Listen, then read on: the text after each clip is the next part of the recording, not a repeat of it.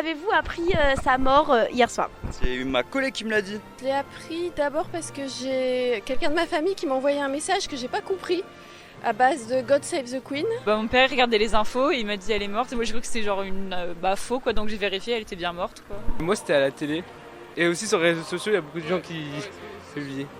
C'était sur les réseaux sociaux, j'ai vu toutes les stories Insta où il y avait plein de republications, aussi sur TikTok, mais uniquement sur les réseaux sociaux en fait. Qu'est-ce que vous avez ressenti dès les premières secondes, dès que vous l'avez su?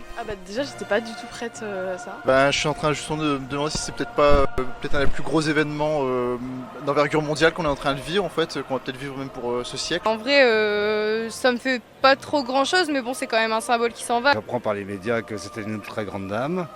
Et puis qu'elle a fait beaucoup aussi bien pour le royaume que pour la jeunesse, les enfants, etc. J'ai l'impression que c'est un peu une icône qui tombe, c'est assez fou, je trouve tout ce que ça fait autour de ça et que même les jeunes soient intéressés alors qu'en soi c'est quelqu'un d'assez vieux quand même. Écoutez, j'espère que ça va aller pour la famille surtout parce que ça doit être un deuil qui est non seulement personnel mais national, du coup ça doit être étrange à gérer. C'est triste parce que parce que c'est un symbole anglais et que on pensait qu'elle allait toujours être là, qu'elle était là avant nous et qu'elle allait être après nous. Surpris surtout par l'émotion que ça suscite sur place. Je pensais pas que ça allait être aussi rapide.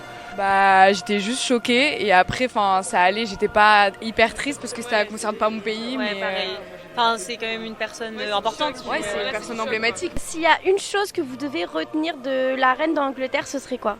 Et ses chapeaux. Ses habits, comment elle s'habillait, toujours bien apprêtée.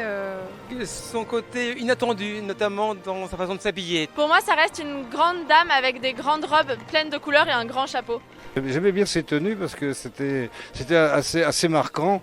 Elle avait des tenues qui flashaient. Ses efforts de guerre, elle a beaucoup servi, c'était la seule je crois qui a vraiment servi pendant la Seconde Guerre mondiale. Moi ça serait la chanson de Philippe Catherine qui fait Bonjour, je suis la reine d'Angleterre et je vous chie à l'oreille. Ce qu'elle avait fait comme vidéo à l'introduction des Jeux Olympiques de 2012 où c'était assez humoristique et c'était quand même assez marrant de voir une personnalité de son importance se prêter au jeu de ce genre de vidéo assez rigolote. Sa longévité, son impassibilité, je sais pas, une forme de dignité.